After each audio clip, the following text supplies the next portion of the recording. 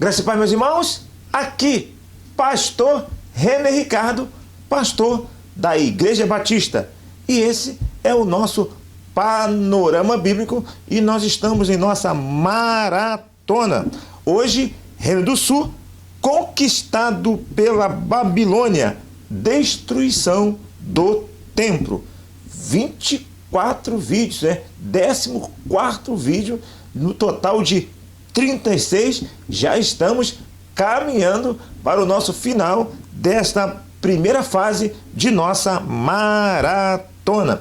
Tá aí o nosso banner, já foi anunciado para você. Caso queira receber, basta nos mandar um e-mail solicitando. Claro, você depois de se inscrever, depois de dar o seu like e depois de apertar o nosso sininho de notificação.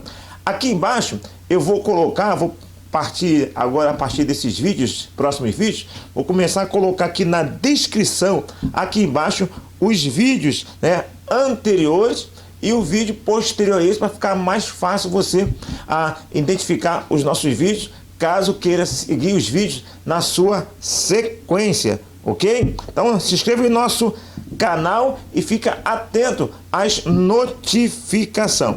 Se você quiser conferir, 2 Reis capítulo 24 e 25 falam da invasão da Babilônia contra Judá. Basicamente, nesses dois capítulos, você vai ter realmente um conhecimento básico de como essa invasão aconteceu, ok? Bom, como já foi dito aí no outro vídeo, Jeroboão foi o primeiro rei dos 19 reis que existiram lá no Reino do Norte, ok? E aí, no final de tudo, o que vai acontecer? Eles serão capturados pela Assíria. Deus vai permitir que a Assíria invada o Reino do Norte e levarem lá para a Síria. Por que isso aconteceu? Pecado de idolatria, pecado de injustiça social e outros pecados acabou então resultando nessa prisão, nessa captura do Reino do Norte. Ou seja, eles foram conquistados, dominados pela Assíria. Aí, da mesma forma, aconteceu também com as duas tribos do Reino do Sul, Benjamim e Judá, Mas aí tem um agravante. Qual é o agravante de Judá? Ele já tinha lá o exemplo do Reino do Norte. Eles já tinham visto o que tinha acontecido lá no Reino do Norte. E por esse exemplo, eles viram que Deus não tolera isso. Deus já tinha mandado os profetas, já tinha falado, se vocês não mudarem os seus comportamentos, vai ter consequência. E aí o Reino do Sul, ao invés de pegar o exemplo a ver que realmente se eles fossem pelo mesmo caminho ia acontecer a mesma coisa, não tomaram jeito, fizeram também a prática de idolatria e de injustiça social, ok? Só que também tem uma diferença interessante, diferente lá daquelas 10 tribos do Reino do Norte, capital Samaria, que eles nunca mais conseguiram voltar a se tornar de novo um povo, um povo unido, voltar para a terra e voltar à sua vida normal. Eles nunca mais voltaram até os dias de hoje, foram espalhados pela face da terra, para tudo quanto é lugar. E aí o Reino do Sul, apesar de ter cometido os mesmos pecados, realmente ter tido um agravante lá, eles tiveram a promessa de Deus de voltarem de novo para o local, para Jerusalém, mesmo porque para continuar a história do povo de Deus. Então eles passariam 70 anos lá no cativeiro babilônico e voltariam depois de 70 anos para reconstruir a cidade, reconstruir a nação, retomar tudo de novo. 70 anos. Por que 70 anos lá na Babilônia? Esses 70 anos, se você estudar direitinho, é a soma dos anos que eles não obedeceram, os anos sabáticos, e aí, essa falta de obediência acabou resultando em 70 anos no cativeiro. Ou seja, os 70 anos é a soma de todos os anos sabáticos que eles não obedeceram. Eu esqueci até de colocar o texto bíblico aqui, mas se você procurar, você vai achar esse texto, né? Por que o Israel ficou 70 anos no cativeiro? Né? Os 70 anos dos anos sabáticos. Vai pesquisar lá, e se eu lembrar na hora da edição, eu vou colocar aqui o texto, ok?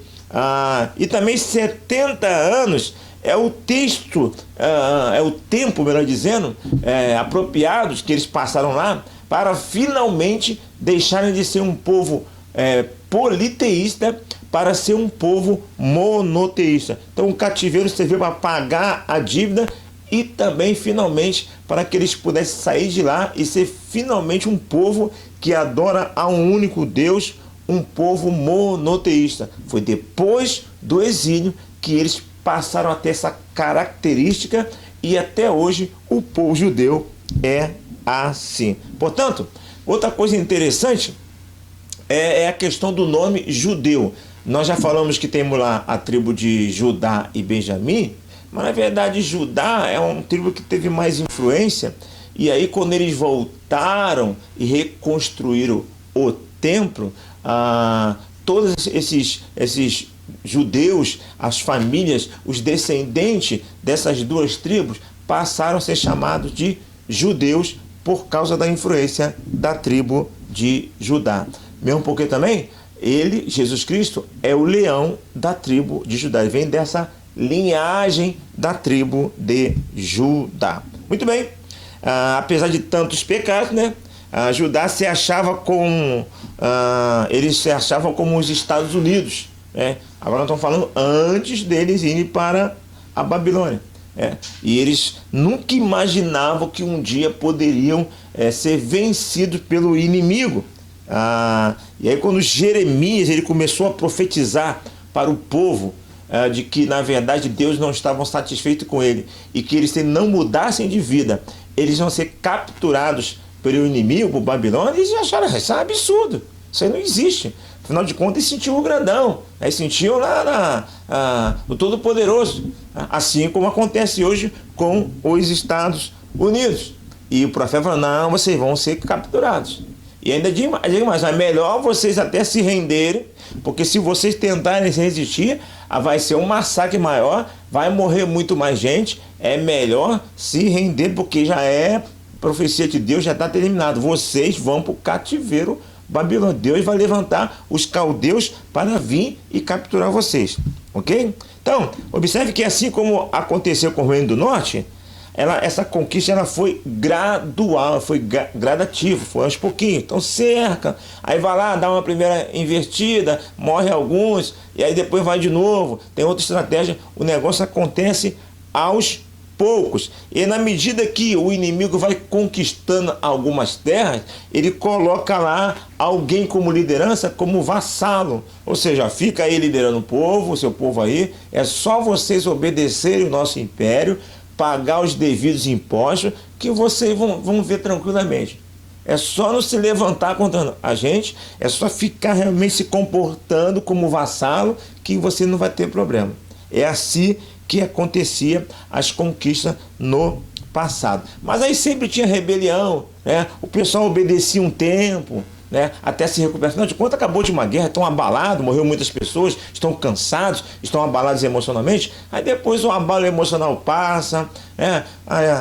Os filhos vão revigorando as forças, vem nova geração. E aí quando chega o momento apropriado, sempre vai haverá um momento de tentar resgatar a soberania total, se livrar do inimigo. E aí vem o inimigo de novo, arrebenta com mais um pouquinho do pessoal, e aí chega um tempo até que não conseguiram mais, todos foram espalhados. Ainda tem aquela prática da Assíria, de pegar um pessoal do local, levar lá para a região da Síria, pegar o pessoal da região da Síria e trazer para o local e fazer uma mistura como uma tática, até mesmo para impedir revoluções. Interessante. Eu sempre falo com vocês que eu tenho alguma limitação aqui no meu canal, porque eu gostaria muito de trabalhar aqui com imagem, colocar imagens para vocês verem a imagem. Quando você vê a tela assim um pouco mais escura, é defeito da tela e também é problema aqui muitas vezes na letra que eu escolho. Eu sempre esqueço que determinadas letras não passam muito bem aí. Bom, pelo menos eu olhando daqui, tá meio escuro, mas de repente você olhando vai estar tão escuro assim. Mas quando acontecer, é problema de tela ou problema da letra. Mas tá sempre falando aqui com vocês. Então eu gostaria sempre de colocar uma imagem, né, que acho que didaticamente é muito legal, mas eu fico limitado. Se você está aqui para uma mensagem bíblica, fazendo pesquisa para uma mensagem, para um estudo bíblico, para o seu interesse, for apresentar para alguém, pode ir lá no Google, procura lá a lista de todos os reis do Reino do Norte, como falei no outro vídeo, procura lá a lista de todos os reis do Reino do Sul, que você vai ter uma lista completa, que todos os reis que reinaram no Reino do Sul, vai ter referência bíblica, vai ser o tempo que reinaram, ok? Então tá tudo mastigadinho ali. O profeta, qual foi o profeta os profetas que profetizaram para o Reino do Norte, os profetas que profetizaram para o Reino do Sul, você vai ver os livros que estão, que falam, né, desse período. Por exemplo, o livro, por exemplo, de Isaías, ele é o livro do Reino do Norte ou é o reino que fala do Reino do Sul? Então tudo isso aí você vai ter na pesquisa no Google. Eu só não coloquei aqui por causa de questão de direitos autorais, e no outro vídeo eu dei até um exemplo prático. Se não me engano, no outro vídeo é o que vai vir agora. Depois eu vejo isso, um exemplo prático de como isso pode ser feito, e alguns exemplos práticos para você entender muito bem quais são os livros que falam do Reino do Norte, do Reino do Sul, e quais são os profetas que falaram sobre isso aí. Se eu não fiz isso, no próximo vídeo eu estou falando, estou tentando lembrar aqui, porque vê tanto vídeo que a gente grava, eu não sei se eu já gravei, ainda eu vou gravar sobre isso. Porque se não for no vídeo anterior, com certeza é no próximo vídeo. Vamos então às nossas aplicações práticas de hoje? Muito bem, primeira aplicação prática. Judá não aprendeu com os erros de Israel. Ou seja, quem não escuta cuidado, escuta coitado. Segunda aplicação, no livro de Obadias, né, você pode ver lá no livro de Obadias, temos o registro de Deus castigando Edom por ele ter ajudado Babilônia e achado graça da desgraça de Judá. É só você ver o livro lá de Obadias, que você vai ver essa história que está dentro do contexto dessa conquista da Babilônia contra o povo de Judá. Ou seja, a correção do erro de alguém, meu irmão, minha irmã, vem do Senhor. A ação de vingança, né, o seu riso sobre a dor do outro pode gerar castigo a você. E você não deve fazer isso. Pense antes de você rir da desgraça, do mal que vem a alguém. Terceira aplicação, Judá não obedeceu os anos sabáticos. Deus fez Judá obedecer. Gente, povo meu, o que fazemos quando um filho nosso não obedece a nós depois que de tanto falarmos com ele? O que você faz? Você fala a primeira vez com teu filho, fala a segunda, e teu filho continua desobedecendo. O que você faz? Você tira o cinto e ó, não é isso? Chinelo, alguma coisa, castigo, né? Obedecer ou ser ajudado pelo cinto de Deus. A escolha é nossa, é minha, é sua. Quarta aplicação, mesmo estando em pecado, Judá se sentia lá, uma superpotência, né? O ser humano é capaz de viver em pleno pecado e mesmo assim se sentir bem com Deus. Isso aconteceu com Judá. Estava em pecado, mas achava que nunca ia ser destruído e que Deus estava com eles, e não conseguiam enxergar os seus próprios pecados. Quinto, estando em pecado e desagradando a Deus, Judá estava próspero financeiramente. Meu irmão, minha irmã, a prosperidade ou a ausência de uma prosperidade não é a prova final de bênção o castigo de Deus. Judá estava próspero a nível bélico, financeiramente em pecado. Estavam ricos. Era os Estados Unidos, mas em pecado. Eram potência financeira e potência bélica, mas em pecado. Então, a mesma coisa é o contrário, né? A pessoa muito pobre, está passando uns perrengues. Então está passando perrengue é porque está em pecado. Se tem prosperidade porque é bênção de Deus. Isso não prova nada. Você pode estar rico, a pessoa pode estar ganhando, se dando muito bem na vida e em pecado.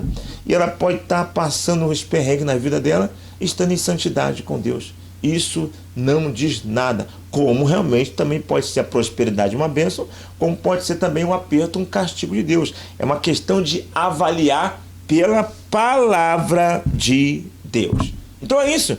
Vou ficando por aqui, nesse nosso vídeo, no período profético, e até esqueci agora o período profético que eu estou falando, deu agora um branco agora na cabeça, né? O período profético pré-exílio no Reino do Sul, não é isso? Rapaz, deu um brancão agora que eu vou até voltar lá em cima, lá no começo, lá que agora eu fiquei, para não perder meu vídeo, Reino do Sul conquistado pela Babilônia, exatamente, período profético pré-exílio, e agora falando do Reino do Sul, porque o Reino do Norte já foi conquistado há muito tempo, ok? Então, como eu disse, eu vou ficando por aqui. Esse é o nosso e-mail, né? Panorama Bíblico, rsilvavelar@gmail.com. É tudo junto, né? Eu botei separado para facilitar a sua compreensão. Manda a sua crítica, manda a sua sugestão, manda o seu conteúdo, porque na segunda fase eu quero ver o seu conteúdo aqui. Eu quero, o sonho é que esse canal seja um canal onde todos venham a ensinar a todos uma grande festa americana, ok? Dê o seu like aí, ative o sininho de notificação.